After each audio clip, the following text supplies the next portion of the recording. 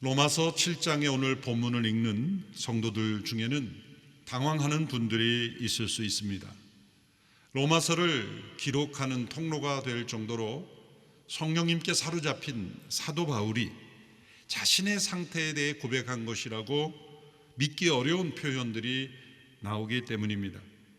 그리스도와 함께 옛사람이 죽음을 경험하고 죄에 대하여 죽은 자요 율법에 대해 죽은 자가 되었다고 고백했던 사도 바울이 여전히 죄 아래 죄의 포로로 살아가고 있는 자신을 보며 고통스러워하고 있기 때문입니다. 네 구절을 예로 들어보면 15절에서 그는 이렇게 고백합니다. 나는 내가 행하는 것을 이해할 수 없습니다. 18절에서 내 육신 속에 선한 것이 거하지 않는 줄을 압니다. 19절에서는 내가 원하는 선은 행하지 않고 오히려 원하지 않는 악을 행합니다. 24절에서는 나는 비참한 사람입니다. 이 사망의 몸에서 누가 나를 구해내겠습니까? 이러한 고백들을 보면서 사람들은 당황해하며, 그래서 이러한 고백들은 사도 바울이 과거 불신자였을 때 회심하기 전의 상태를 고백하는 것이라 해석합니다. 또 어떤 이들은 회심은 했지만 여전히 육적인 그리스도인의 상태로 있을 때였다라고 이해하려고 합니다. 그렇게 해석하면 문제가 해결되는 것 같지만 오히려 복잡하게 하며 이 7장에 나타난 복음의 메시지를 더욱 잘못 이해하게 만듭니다. 로마서 전체의 흐름으로 볼 때 이제 로마서 1장에서 3장까지 하나님의 진노 아래 있는 인간의 상태를 말했죠. 4장 5장에 이르러 우리가 오직 믿음으로 하나님의 의를 덧입음으로 의롭게 됨을 말씀했습니다. 6장에서 그리스도와 함께 십자가의 죽음으로 죄에 대하여 죽은 자가 되고 하나님께 대해 산 자가 됨을 말씀했습니다.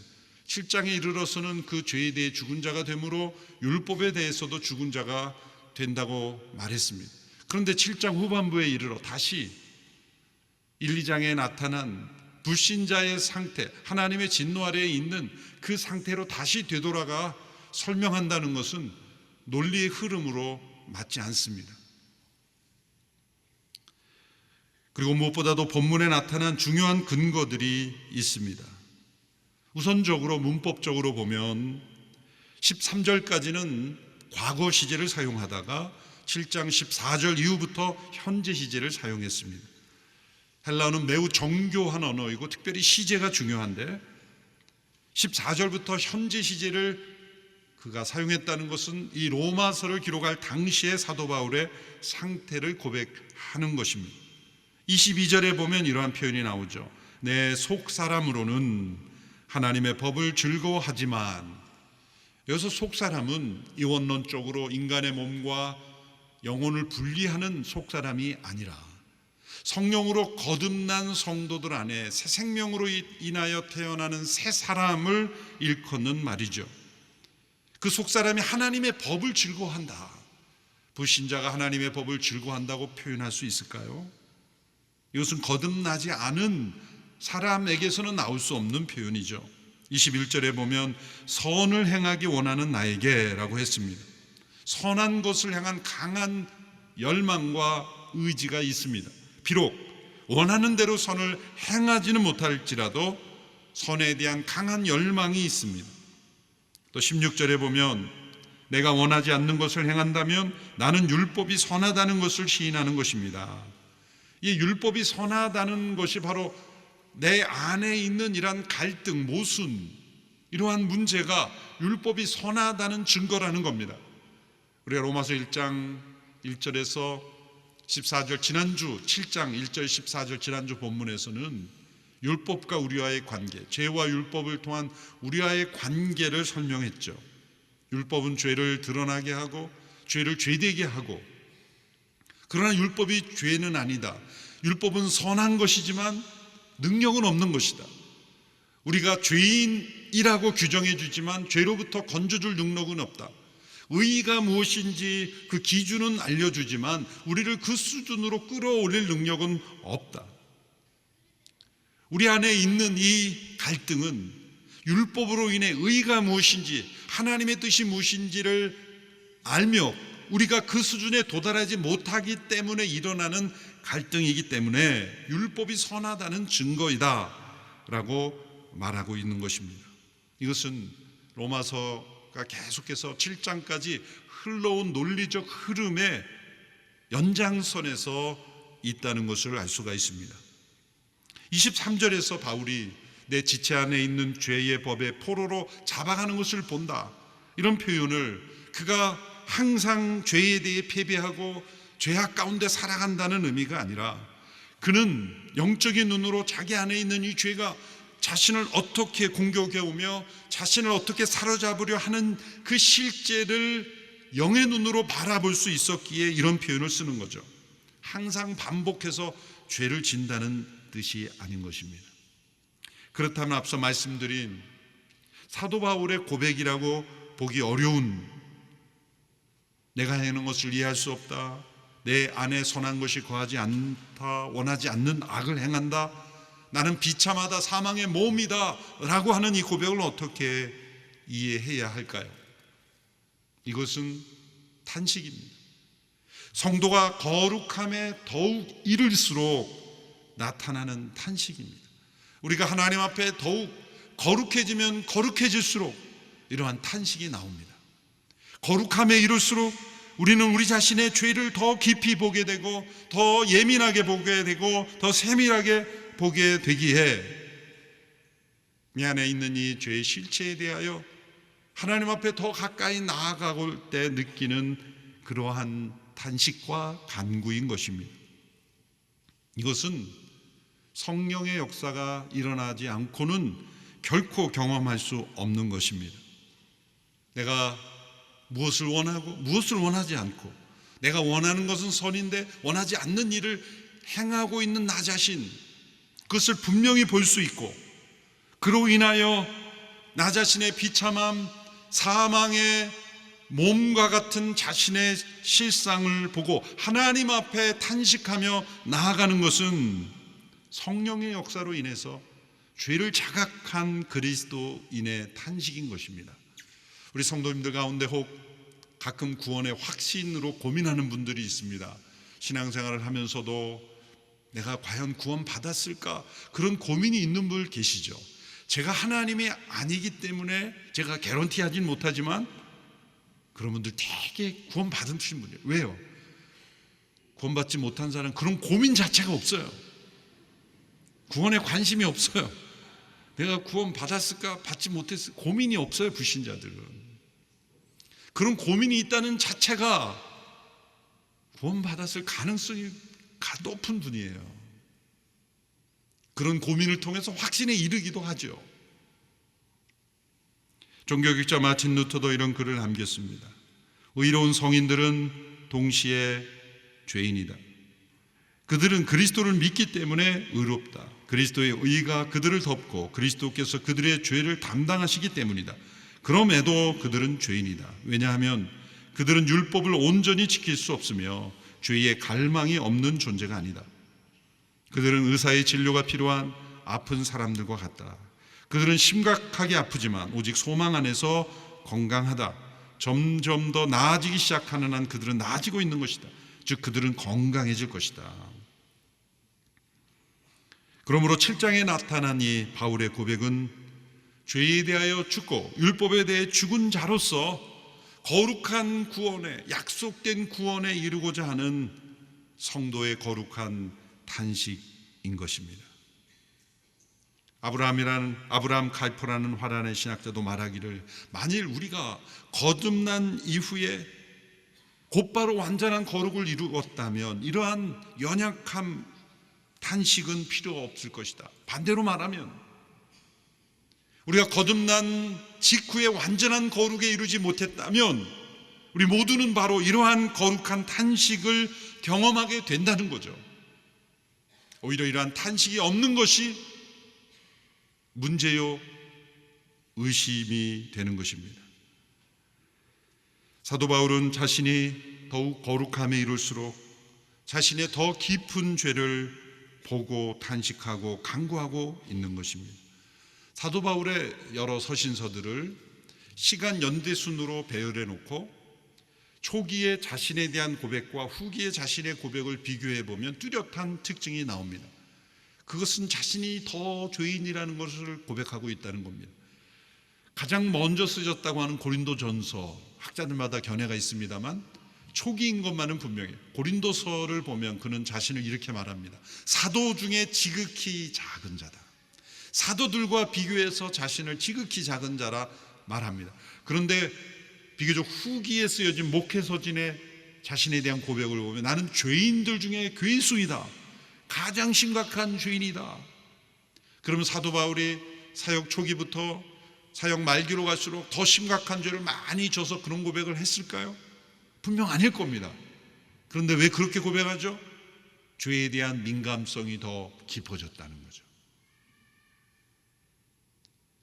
예수님을 믿고 믿음의 생활을 하면서 믿음의 초기보다 믿음이 더 원숙해지고 더 거룩해질수록 과거에는 죄로 느끼지 못했던 것마저 다 죄로 느끼고 더 깊은 회개와 하나님 앞에 탄식으로 나아가게 된다는 것입니다.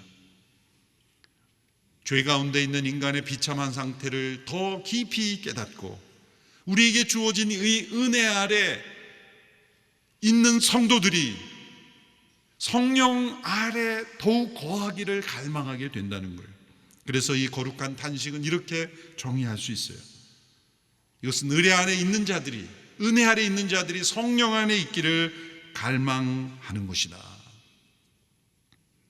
로마서 7장 다음에 몇 장이 나옵니까?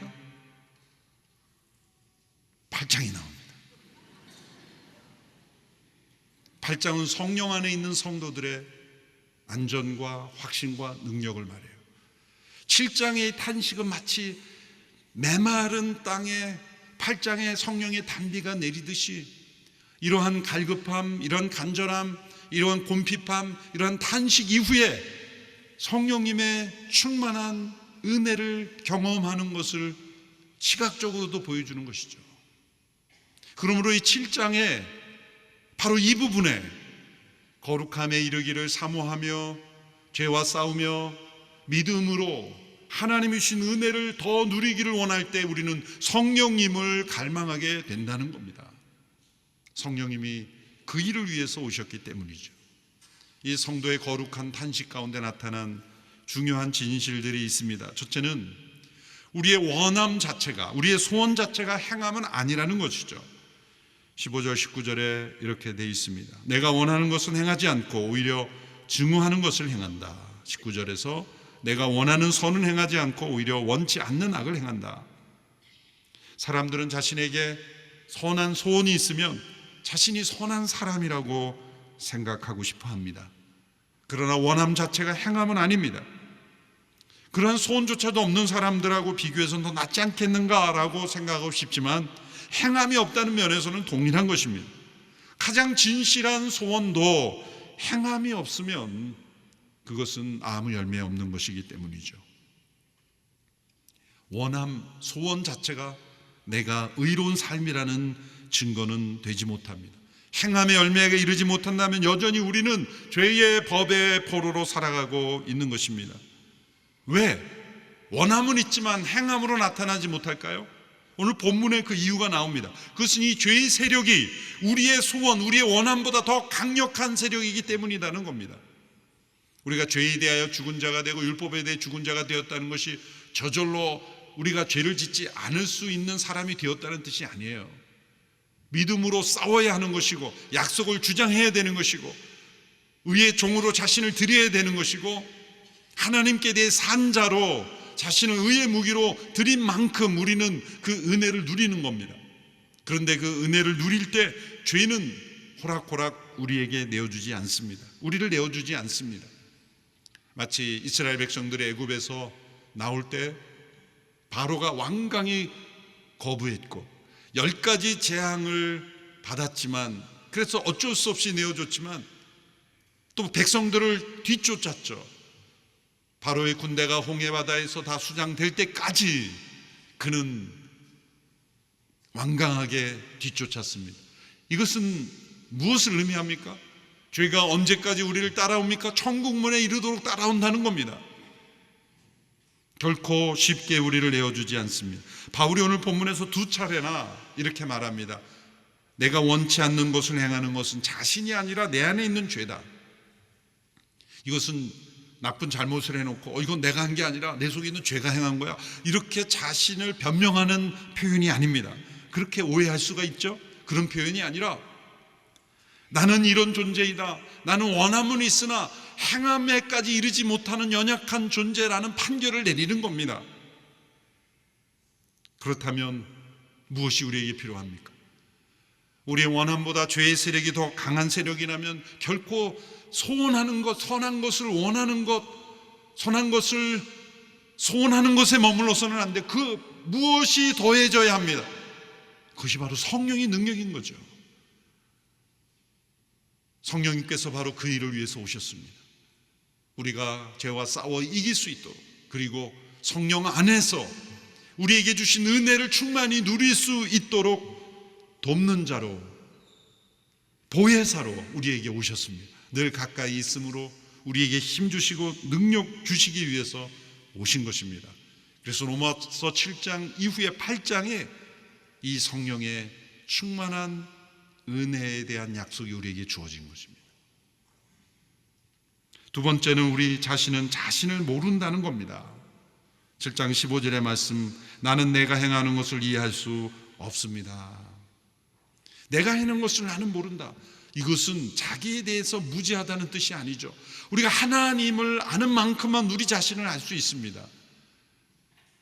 장 칼뱅은 기독교 강요에서 제1장에 대해 하나님을 아는 지식과 자신을 아는 지식은 서로 연결되어 있으며 하나님을 아는 지식이 더 먼저다 그랬습니다.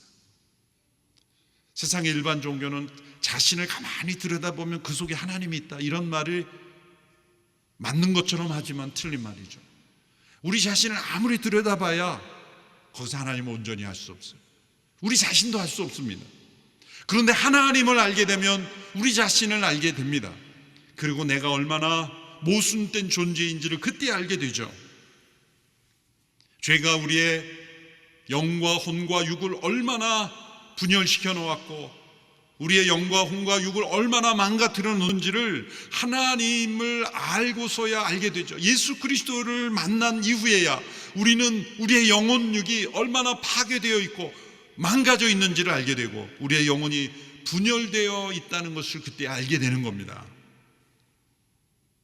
그래서 때로 우리는 나 자신을 아는 것 같지만 성령 안에 있지 않으면 나를 모른다는 거예요. 사도 바울의 고백처럼 25절에 이런 고백을 하죠. 나 자신은 마음으로는 하나님의 법을, 육신으로는 죄의 법을 섬기고 있습니다. 분열되어 있다는 거죠. 마음과 육신이 분열되어 있는 것입니다.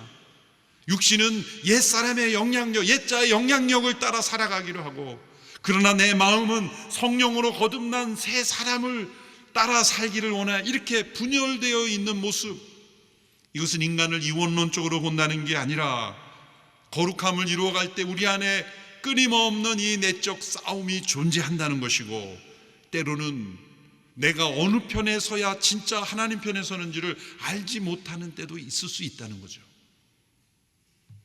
동일한 내 안에 선을 행하기 원하는 나와 악을 행하기 원하는 나가 함께 존재한다. 얼마나 절망적입니까? 아닙니다. 이것은 절망이 아니라 희망입니다. 왜냐하면 예수 그리스도를 알기 전에는 내 안에 얼마나 망가져 있는지조차 알지 못했기 때문에, 내가 얼마나 분열되어 있는지조차 알지 못했으나 이제는 알기 시작한 거예요. 아, 나의 영과 혼과 육이 이렇게 파괴되었구나, 이렇게 분열되어 있구나, 내 안에 이런 갈등이 존재하는구나. 이것이 희망입니다. 절망이 아닙니다. 오히려 예수 믿지 않는 사람은 아무 갈등이 없습니다. 때로 여러분, 성도들이 예수 믿지 않는 사람 보고 어떤 분들이 부러워합니다. 저렇게 그냥 갈등 없이 살면 얼마나 편할까. 고민이 없어요. 기준이 없으니 그저 살고 싶은 대로 사는 것이죠. 갈등이 없으니 편안한 것 같습니다. 그러나 그것이 좋은 게 아니라 절망이에요. 오히려 이러한 갈등으로 인하여 내 마음으로는 하나님의 법을, 육신으로는 이 죄의 법을 따르니 얼마나 고통스럽습니까마는, 그러나 이러한 탄식이 희망인 것이고, 이것이 바로 구원의 증거고 구원으로, 온전한 구원으로 나아가는 증거라는 거예요. 그때까지 우리는 늘 나 자신을 나도 모르는 것 같은 그러한 기간이 있다. 그러나 이것은 절망입니다. 우리가 예수 그리스도 앞에 나아갈수록 우리는 우리 자신을 더 깊이 알아가게 됩니다. 우리는 이렇게 분열되어 있지만 언제까지나 그렇게 되어 있지는 않을 겁니다. 예수님께서 우리의 이 분열된 내면이 어떻게 하나로 통합될 수 있는지를 말씀해 주셨습니다. 마태복음 22장 37절에 38절의 말씀입니다. 같이 읽어보겠습니다. 시작. 예수께서 대답하셨습니다. 내 마음을 다하고 내 생명을 다하고 내 뜻을 다해 주 내 하나님을 사랑하여라. 이것이 가장 중요하고 으뜸되는 계명이다. 마음을 다하고 생명을 다하고 뜻을 다하고, 마가복음에서는 힘을 다하라. 왜 이렇게 구분하여 하나님을 사랑하라고 말씀하셨을까요? 그냥 너의 모든 것을 다 하나님을 사랑하라고 말씀하셔도 될 텐데 왜 이렇게 구분하여 말씀하셨을까요? 그것은 우리의 내면이 분열되어 있기 때문입니다. 우리는 마음을 다하지만 힘을 다하지는 않아요.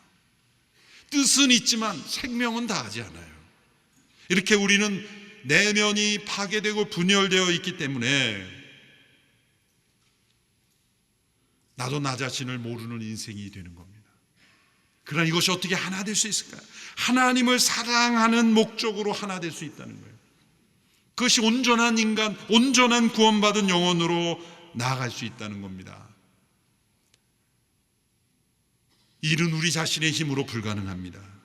우리의 전 인격이 하나 되어 우리의 영과 혼과 육이 온전함을 이루는 것, 그것은 성령님께서 우리의 모든 이 새롭게 태어난 새 생명이 우리의 겉사람을 다 내어버리고 온전한 인격으로 통합되게 하시는 일, 성령님께서만 하실 수 있어요. 그래서 로마서 7장의 이 탄식 이후에 로마서 8장에 성령님의 역사와 그분의 사역과 축복이 이어져 나오는 겁니다. 세 번째로, 이 거룩한 탄식 속에 예수 그리스도 외에는 다른 길은 없다는 진리가 나옵니다. 25절의 말씀 우리 자막을 통해 같이 읽습니다. 시작. 우리 주 예수 그리스도로 인해 하나님께 감사드립니다. 바울은 탄식했습니다. 나는 비참한 사람입니다. 이 사망의 몸에서 누가 나를 구해내겠습니까? 오직 예수 그리스도를 통해서만 가능합니다. 오직 예수 그리스도로 인해 하나님께 감사드립니다. 짧은 대답이지만 분명하고 정확한 대답을 하고 있습니다. 예수 그리스도, 그분이 나를 이 상태에서 건져 주실 것이며 그리고 나를 구원하실 것이다. 우리가 예수님을 영접할 때만 믿음이 필요한 게 아닙니다. 예수 그리스도와 함께 온전한 구원에 이를 때까지 우리는 믿음으로 그분 안에 그분과 동행하며 나아가야 하는 것이죠. 그분이 구원의 문이지만 또한 온전한 구원에 이르는 문인 것입니다. 산상수훈에서 예수님께서 말씀하실 때 문과 길에 대해서 말씀하시는데, 우리가 좁은 길로 쭉 가다가 나중에 좁은 문으로 들어간다고 생각하기 쉬운데 정반대입니다. 좁은 문으로 들어가라, 그리고 그 길은 좁다 그랬어요. 예수님이 좁은 문이고 그리고 그 길로 걸어가는 것도 좁은 길이라는 겁니다. 이것은 무엇입니까? 오직 한 길, 예수 그리스도, 그분이 우리를 온전한 구원에 이르는 길이라는 겁니다. 예수 그리스도를 더 알아가고 그분과 함께 그분 안에 거하는 것이 바로 이 사망의 몸에서 온전한 구원을 받는 길이라는 겁니다. 사도 바울이 오늘 본문 로마서 7장에서 이 갈등 속에 있는 탄식을 했죠. 이것을 다른 방식으로 표현한 말씀이 바로 비교적 그의 사역 후기에 기록된 빌립보서에 나타납니다. 3장에 나타난 고백이죠. 빌립보서 3장 10절에서 12절의 말씀을 우리 같이 읽겠습니다. 시작. 나는 그리스도와 그분의 부활의 능력을 알고 그분의 죽으심을 본받아 그분의 고난에 동참하는 것이 무엇인지 알기 위해 어떻게 해서든지 죽은 사람들 가운데서 살아나는 부활에 이르고자 합니다. 나는 이미 얻었거나 이미 온전해진 것이 아닙니다. 나는 그것을 붙잡으려고 쫓아갑니다. 이는 나도 그리스도 예수께 붙잡혔기 때문입니다. 이것도 놀라운 고백 아닌가요? 나는 아직 얻지 못했습니다. 온전해진 것이 아닙니다. 알기 원합니다. 이루고자 합니다. 붙잡으려고 쫓아갑니다. 이 고백을 한 바울이 로마서를 기록했습니다. 우리는 그 로마서를 통해 복음을 깨닫습니다. 그런데 로마서를 기록한 사람이 알려고 한다고요? 이르지 못했다고요? 붙잡으려고 쫓아간다고요? 그분의 부활에 이르고자 하고 그분의 십자가에 동참하는 것이 무엇인지 알기를 원합니다. 이것은 지식적인 정보가 없다는 뜻이 아닙니다. 그 십자가와 부활의 능력에 날마다 삶으로 체험하기를 원합니다. 원함에 그치지 않고 행함으로 나타나기를 원합니다. 내 안에 있는 나에 대한 진실을 바로 알고 올바로 나 자신을 드리기를 원합니다. 그것이 오직 예수 그리스도를 알므로서만 가능하기 때문입니다. 이렇게 열망과 갈망이 있지 않습니까? 사도 바울이 아직 이르지 못했다고 한다면 누가 이르렀다고 말할 수 있을까요? 그가 아직도 알려고 한다면 누가 나는 다 안다고 말할 수 있을까요? 우리가 예수 그리스도의 십자가 부활 너무나 익숙하기 때문에 다 안다 그래요. 단어를 아는 거지 그 의미와 체험을 아는 것은 아닌 거죠. 기억하십시오. 익숙함이 성숙함은 아닙니다. 교회 생활에 익숙해지면서 우리는 내가 성숙했다고 착각하기 쉽습니다. 익숙해지면 사라지는 게 있습니다. 갈망과 갈급함입니다. 그러나 성숙해지면 반드시 나타나는 게 있습니다. 바로 이 사도 바울의 갈급함입니다. 내가 신앙생활을 오래 했는데 익숙한 채널에 갔는가 성숙한 채널에 갔는가 어떻게 할 수 있어요? 갈급함입니다. 여러분 안에 여전히 이 바울의 탄식과 바울의 갈망이 있습니까? 있다면 성숙으로 나온 거예요. 없다면 익숙한 것뿐입니다. 그저 익숙한 생활이 신앙생활이라고 다 안다라고 여기며 성경의 지식이 조금 있으면 다 안다고 여기는 거죠. 그래서 저는 성경 공부하는 이름 가운데 제일 싫은 게 뭐예요? 관통, 꿰뚫기, 마스터 이런 거 정말 싫어요. 그냥 강의를 안 들어봐도 알 것 같아요.